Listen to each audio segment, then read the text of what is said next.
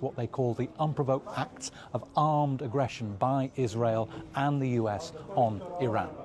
It is for the second time that they invade our countries during negotiations. Today, we are supposed to hold technical meetings here in Vienna.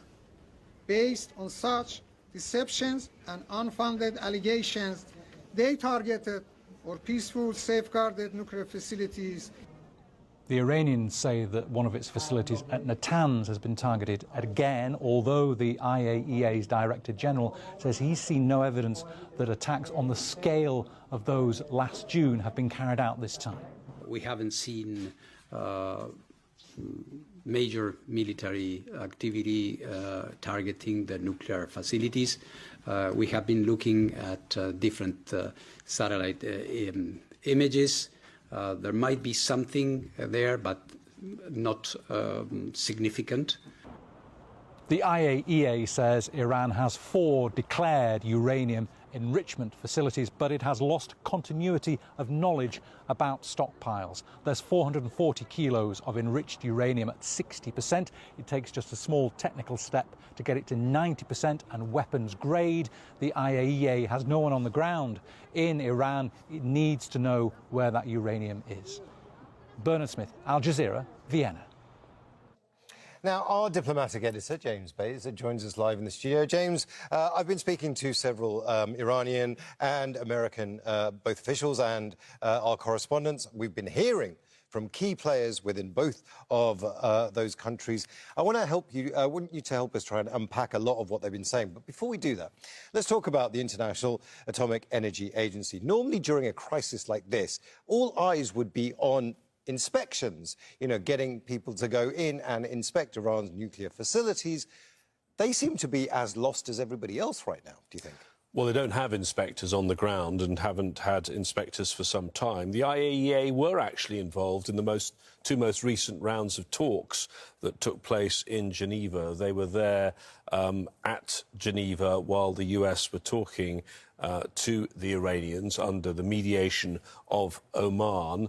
And clearly their role is to try and come up with a diplomatic solution to this. The US said there was no diplomatic solution. The IAEA is being diplomatic and not really answering that question. The executive director, Mr. Grossi, who you heard just there, I think does not want to anger the Trump administration because he wants to continue to do his job as the head of the IAEA. He also happens to be running to be the Secretary General of the UN Security Council, so that might be another reason not to upset the administration. But remember what the mediators, Oman, said about that. They said there was plenty of diplomacy to run. In fact, the Omani foreign minister said there'd actually been a breakthrough on stockpiles of enriched uranium. If you're going to build a bomb, you obviously need enough uranium to build it, and if you don't have a stockpile, you don't have enough to build a bomb. And he said they'd made a breakthrough on not allowing Iran to have any stockpile at all, but the US said there was no breakthrough and there was no prospect of diplomacy, and went ahead with war, while there was still in the calendar further talks that were planned for just a few days' time, technical talks. The technical talks should have taken place today, in fact, and instead we have a war scenario. And there are many, and particularly the Iranians, saying that diplomacy in this case was used just as a ruse for the Americans to get all of their military might in place, ready to start the war. How do you come back from that? If you're an Iranian, there is no trust left. I've heard that so much from people on our air and from people I've been speaking to off air as well. How do the Americans come back from that? Can they come back from that? Well, I think it was quite remarkable last year that there was the war that lasted for 12 days last June, and diplomacy did restart. And the very same people who were sitting around the table before the war were sitting around the table again. Foreign Minister Arakchi for the Iranians, Steve Witkoff for the United States. Can you really... ゲンスパーク AI デベロパーのインテリジェントコード生成により、あなたのコンセプトを数分で完全に機能するウェブサイトやアプリに変換します。クリエンなコード、スマートな構造、精錬されたデザイン、より多くローンチし、プロのように制作しましょう。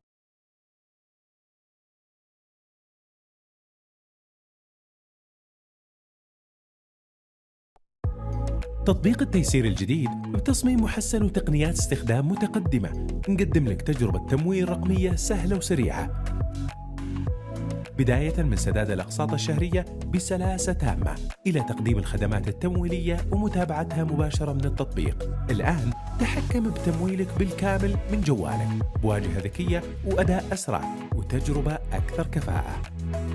حمل تطبيق التيسير اليوم وابدأ تجربة تمويل أسهل، أذكى وأكثر مرونة.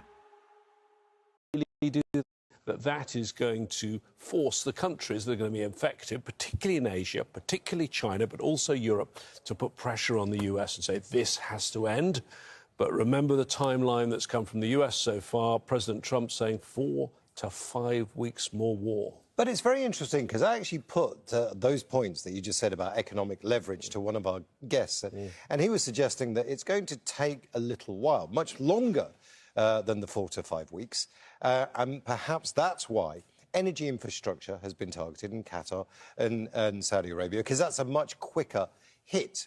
So this idea of economic leverage, like getting gas prices up, getting oil prices up, is going to be talked about. But it's not going to be talked about in something like the Security Council, because it won't happen that quickly and it won't happen with that kind of level. So this idea of having, a strategy, you say, and very rightly, you say that the Iranians are under a lot of pressure here. They're fighting a war. So getting there is going to be very difficult. So this idea of economic leverage, do you think anybody's paying attention to it when it comes to immediacy? In the end, there's only one person that matters really in that leverage, and that is the effect on President Trump. I do think it's interesting that Iran, it seems, wants to use the economic lever to force change and to force other countries to try and get the US to stop. By doing that, Iran has angered its friends in the Gulf. They've had pretty cordial relations in the past, and the Gulf countries have been pushing for diplomacy. But I think those Gulf countries, as you say, they are being affected because Iran is hitting them. They also would like the economic problems to result in some further diplomacy. And, of course, they have pretty good relations with the Trump administration. They may, though, decide that their best option is actually to go all in with the US plan and actually offer all their facilities, their military facilities and other facilities in the region to actually help with the war and get the war complete as soon as possible. Complete, of course, is another problem, because we don't actually know what the objectives are of the Trump administration. Very, very vague. What does the president want? What would end this war? What must Iran do?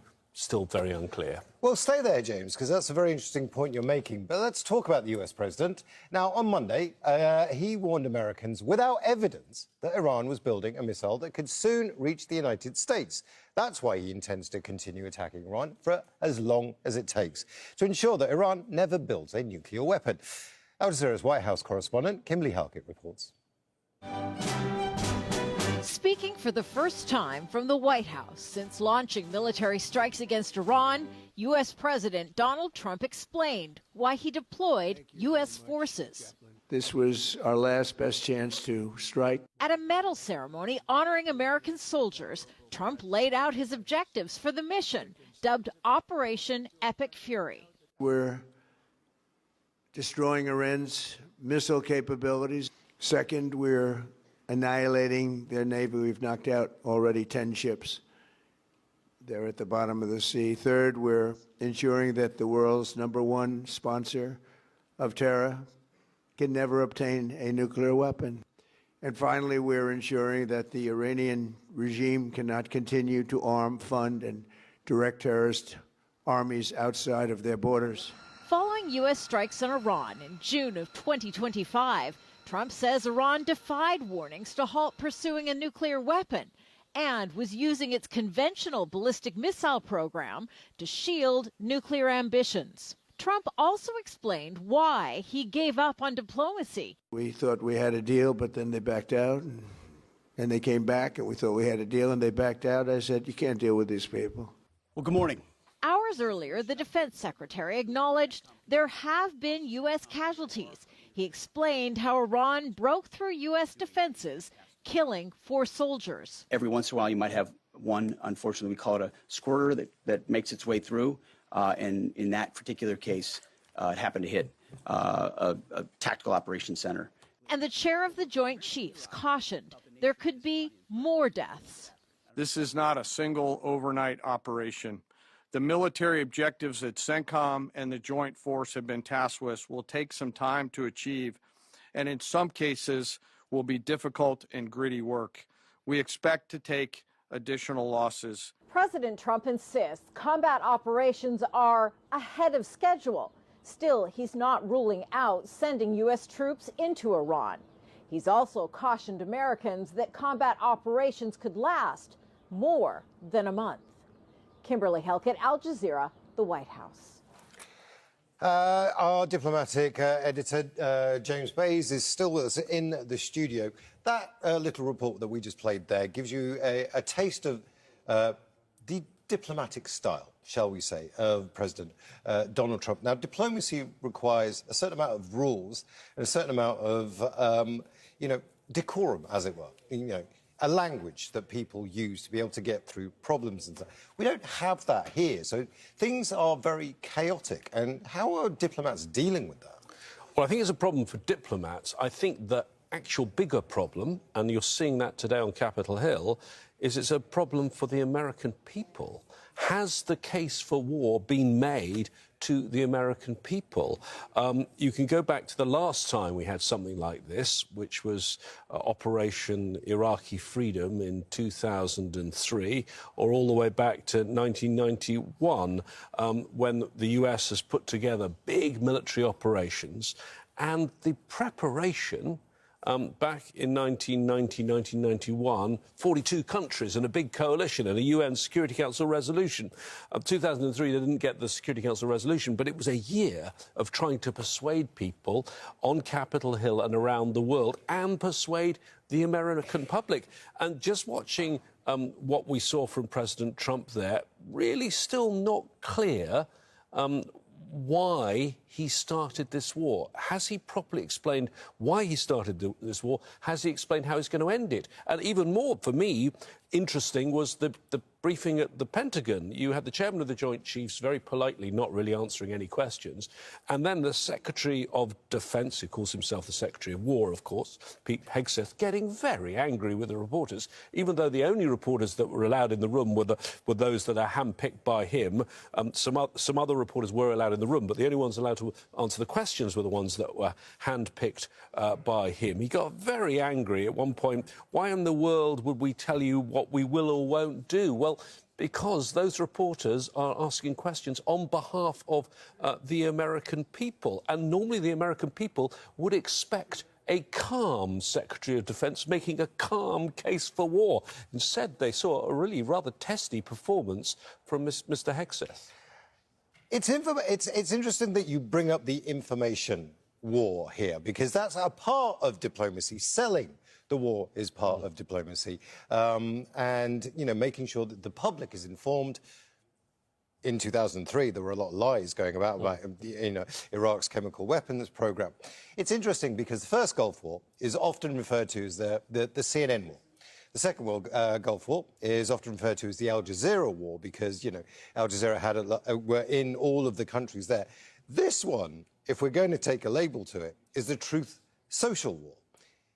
Trump is declaring war. He's using Truth Social, his own platform, to sell the war. We found out about the war same time as Congress, because of Truth Social. So what impact is that having, this speed having on diplomacy?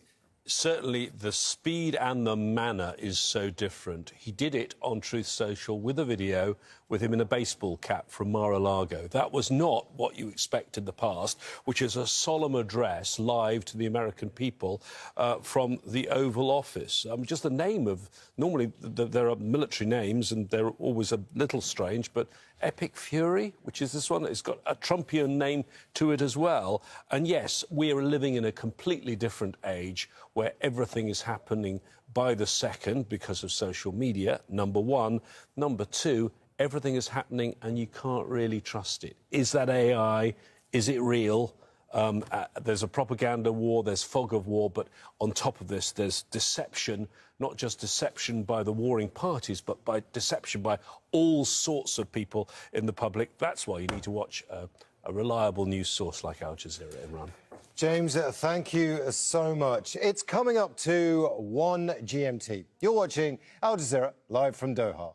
I'm Imran Khan with our continuing extensive coverage of the conflict between the US, Israel and Iran. Congressional leaders in Washington have been briefed by the US Secretary of State and the CIA Director on why the Trump administration launched strikes on Iran. The answer they received?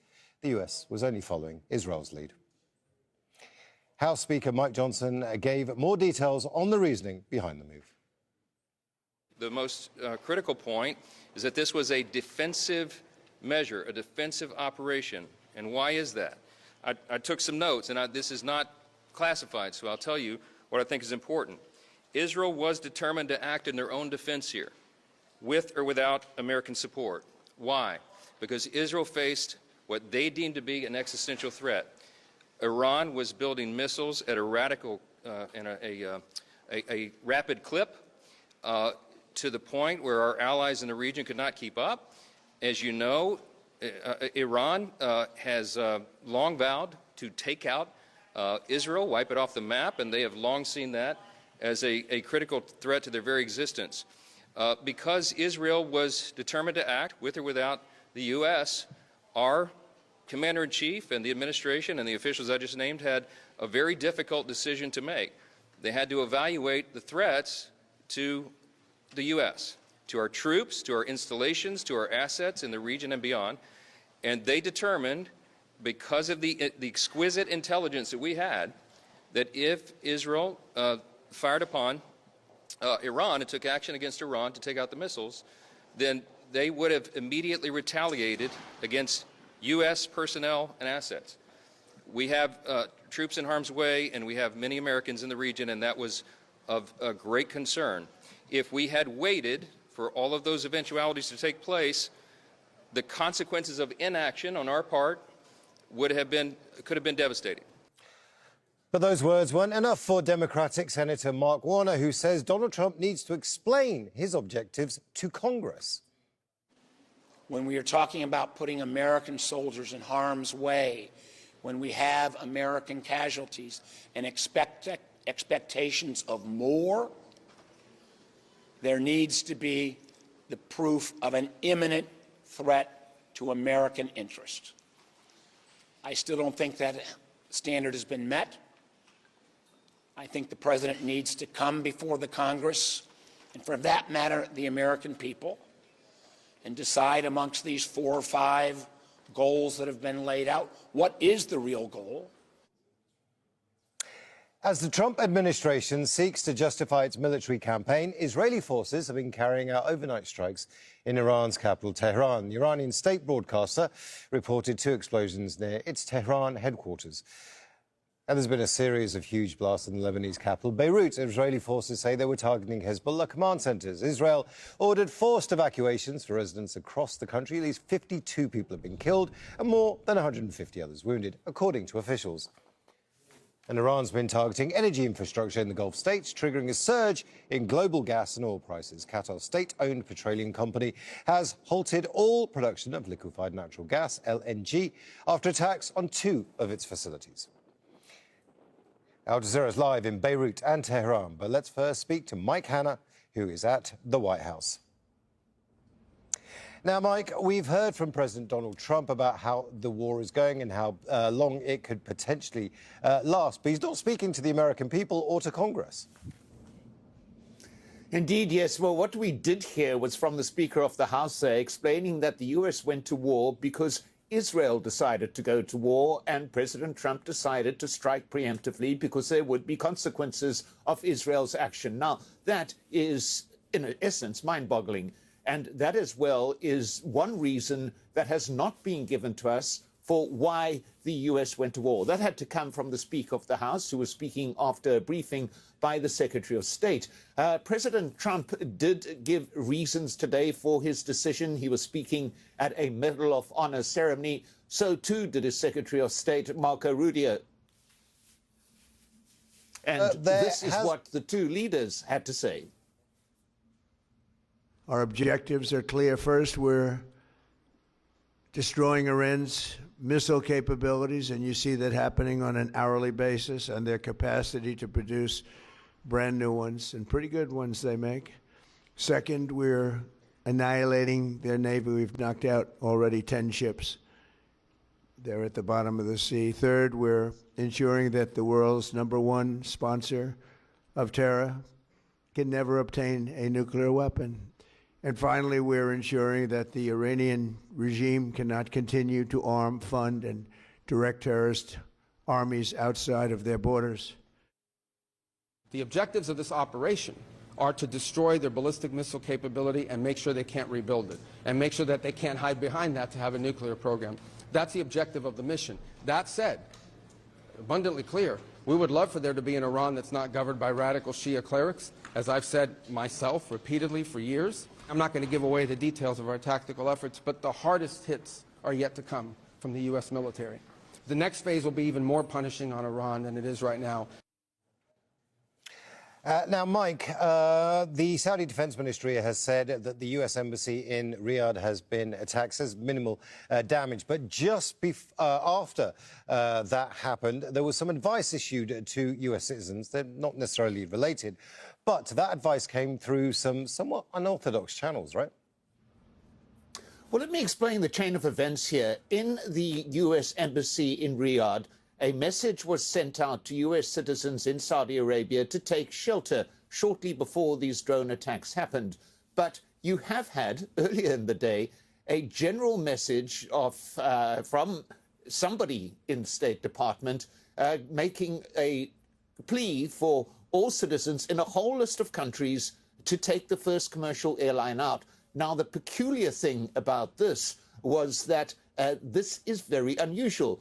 This kind of group call for a travel advisory would normally come directly from the State Department on its own page. It would not come from an Assistant Secretary of State who posted the advice on X. So this is highly unusual and perhaps indicative of the degree of confusion that is happening within the Trump administration. But one more point about that attack in Saudi. President Trump has been commenting on that, and he said, you'll find out soon what US response will be for that attack in Riyadh. There was minor injuries. It was apparently a drone attack. But just one last point. This comment was made in a telephone call to a reporter from Newsmax. Now, this has been a pattern of what President Trump has done since this conflict began. He's been phoning up individual reporters, dropping little nuggets of information. The only time he formally addressed the American people was during that medal ceremony today. This is utterly unprecedented in terms of how a president conducts himself in a time of conflict. And that is a question that the American public, a large degree of the American public, are going to be pondering on in the days, weeks, and indeed months ahead. Mike Hanna live for us there from Washington, D.C. Now, our diplomatic editor, James Bays, joins us live in the studio. James, you just heard Mike talking there about the diplomacy of all of this. But it is chaotic, isn't it? Yes, it is. The American people are not getting the sort of information that you would expect at this time. The basic questions of why the war, why now, and what are the objectives have not, it seems, been answered from the president.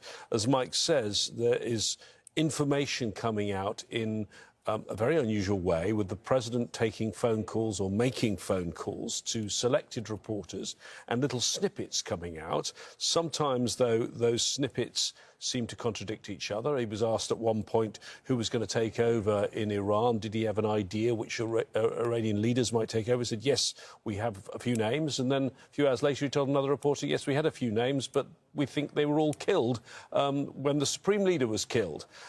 So that's just showing, I think, real time what may be going on behind the scenes in the White House and in the Pentagon. The other thing we learnt, and you heard Secretary of State Rubio mention it there on Capitol Hill, but in one of those phone calls to a reporter from President Trump, the big wave is coming, the big one is coming soon, suggesting that what is coming down the line may be bigger in terms of bombardment than what we've seen so far.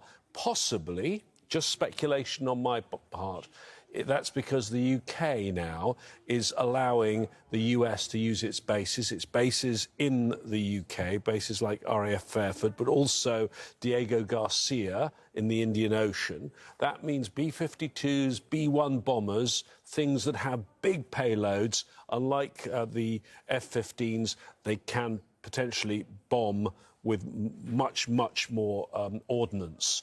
So that is something that I think we should watch very closely. Let's talk about the Iranian side of this then. The bombings already, and they're going to get worse, I think it seems, have already got the effective security chief of Iran, Ali Larijani, say no more diplomacy with the US. He's killed it completely. There's no trust with the US.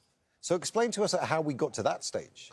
Well, I mean, that's because they feel that they were actively involved in negotiations, that they had put forward new proposals, and Oman, who was working as the facilitator for this process, not just this year, but last year, and that diplomacy again was interrupted by Israeli, then US bombings. Oman said that that process, the Oman foreign minister came out very unusually, because they don't normally speak about these things, and said, no, we were making progress. In fact, we thought we'd made a bit of a breakthrough, and yet the war started. So I think that's why Iran is saying right now that it does not want to have negotiation. Now, that doesn't mean Iran doesn't want diplomacy to take its course, and I think what Iran might be trying to do, and whether there is an exact master plan here isn't entirely clear, because who exactly is in control of everything in Iran? It's obviously a very chaotic situation given how many losses they've had, but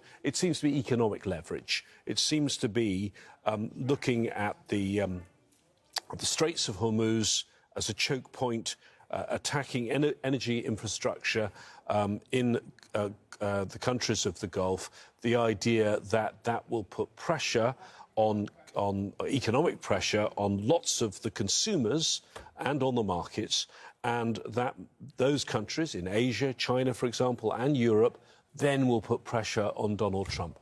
But it is really down to pressure on Donald Trump. And is he really going to listen? Because take, for example, the European countries. He's not really listening to any of his allies on any of this. The only country involved in this operation with the US, and this is what's so rare, normally you get at least the UK on one of these things joining the US, but as you did in 2003 when France and Germany said, no, we don't want to, but the UK did join.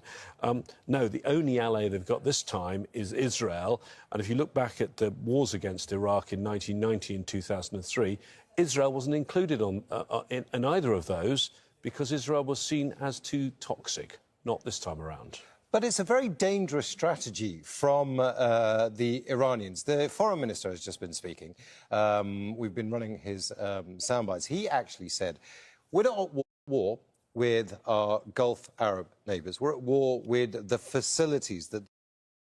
Generate high-quality, human-like voiceovers in seconds with 11 Labs.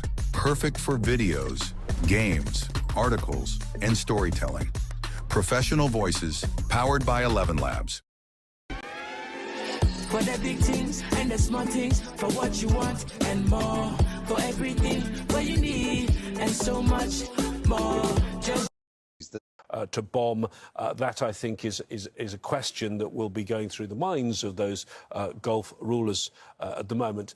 Having said all of that, if the plan of the Iranians is economic leverage, then actually I think those Gulf countries want this to end very soon as well, and will also be putting pressure on the wider international community to get this conflict over as quickly as possible, because of the economic damage that it could do if it goes on for a long time. James Bays, our diplomatic editor, thank you so much. Now, joining us from Pittsburgh in Pennsylvania is Colin Clark. He's the executive director of the Soufan Center. That's a global intelligence and security consultancy. Colin, those two words, global intelligence and security, I mean, have you seen any evidence of that when it comes to the events of the last 48 hours? Was this an intelligence-led operation that was well thought out, well planned and well executed? No, I don't think it was well executed or well planned. I think it was a long time in the making. This is something that, as Secretary Rubio suggested earlier today, that the Israelis had planned on doing, and the U.S. seemed to kind of just follow suit. I think that's been a concern of a lot of analysts for a long time, is that Netanyahu would push Trump to get involved in a war that he wasn't prepared for, didn't necessarily want, and might be unable to extricate himself in the United States from. But also the diplomacy here is so chaotic. And initially the threats were, well, you're killing protesters, so we're going to come here and defend the protesters. And then it was nuclear weapons. Then it was ballistic weapons. And then it was, we cannot have a nuclear-armed Iran. And then it's because we've been at war with Iran for 47 years. You know, when it comes to diplomacy, there has to be some kind of international-based norms that you can talk around. Donald Trump has thrown this out the window. Is this and now the new reality here? Well, the president's been, notoriously mercurial, to put it kindly. I think, the U.S. has had a fairly erratic foreign policy under the Trump administration 2.0. 1 week it's Gaza, then it's Ukraine, Greenland, Venezuela, now Iran. There seems to be no grand strategy or guiding principles. And my concern is that this administration doesn't have the focus to see this through to the end. Clearly, it's the bright, shiny object, but this is a sustained military campaign. This is a country that we've now gone to war with that, even if the administration gets bored and decides to focus on something else in the next couple of weeks, this is not a problem that's just going to go away on its own. But Colin, this is a broader problem now for the region. The war is already spilling out. Hezbollah have got involved. They've got involved because of the assassination of the supreme leader. You've also got the Houthis in Yemen that are thinking about, or probably more likely preparing to get involved as well. There was an attack by Iran against their UK base in Cyprus, which has brought the UK to say, you can use our bases, which is a change in position. That may mean that bigger bombers are used on Iranian targets. Escalation has already arrived, right? Yeah, look, this has gone beyond a regional war. This is becoming global in nature. At the Soufan Center, we wrote today about attacks on energy infrastructure. That's something that's likely going to escalate in the coming days. The Iranians are going to lose this war, but they're going to make it very painful for all of those involved. Not only Gulf countries, not only countries in the region, but for Israel, for the United States, and for pretty much everybody. This isn't something that's going to be an easy victory for the U.S. We've already sustained multiple casualties, and I don't think this is anywhere close to ending, frankly. But if it's not close to ending, how do you get to the end? Ali Laranjani, the security chief of Iran, has said very clearly no more diplomacy with the Americans. There's no trust from the Iranians here. Clearly, Donald Trump is sometimes into the idea of diplomacy, sometimes not. How do you get to the talks again, or are they off now?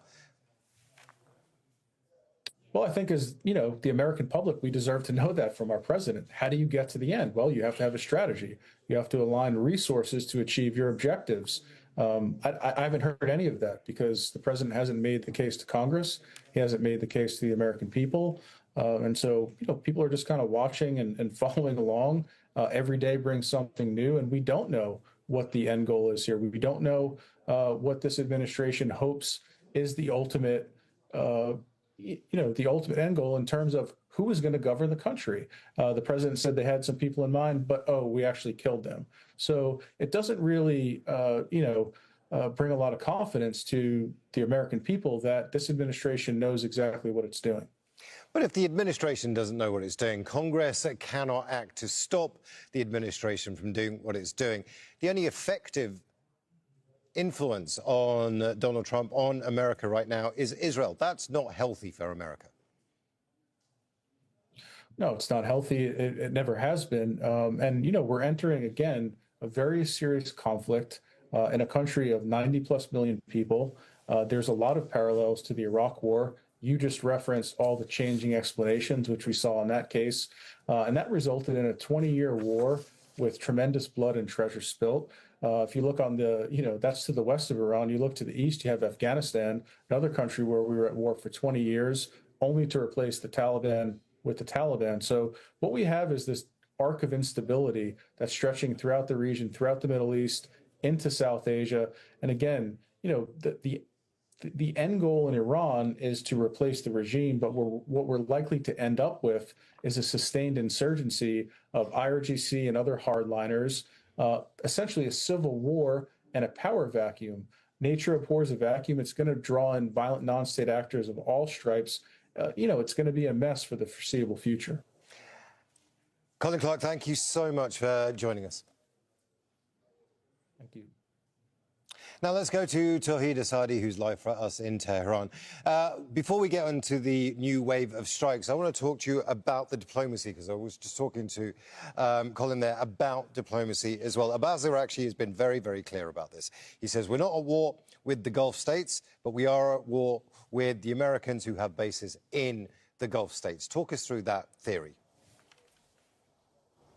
Well, this is the very gist of the matter, that even before the initiation of this recent round of strikes by the Americans and Israelis, we heard from Iranian officials, just following the military buildup by the Americans in the region, and on the first days of this military buildup, it was the Speaker of the Parliament coming out to say that in case of a U.S. military attack on Iran, there are going to be U.S. military bases in the region to be perceived as our quote-unquote legitimate target. And now the reality on the ground is that since the initiation of these strikes, Iran has started to strike back with targeting not just the Israeli territories, but also the U.S. military bases in the region. But the rhetoric that we heard specifically from Iranian Foreign Minister Abbas Araghchi and other officials and diplomats in particular is on the basis of distinguishing.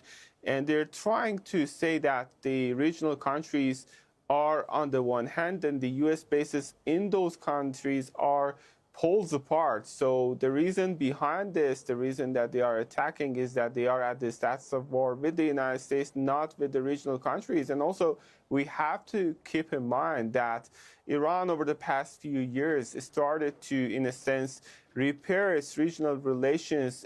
For instance, we saw a sort of rapprochement when it comes to the ties, the already complicated ties between Saudi Arabia and Tehran. But on the other hand, with the initiation of this confrontation, Tehran said that those countries, the territory or the airspace of which might be used to attack the Iranian territories, are going to be recognized as our targets, while they are also saying that that does not signal any sort of hostility when it comes to these regional countries in that regard.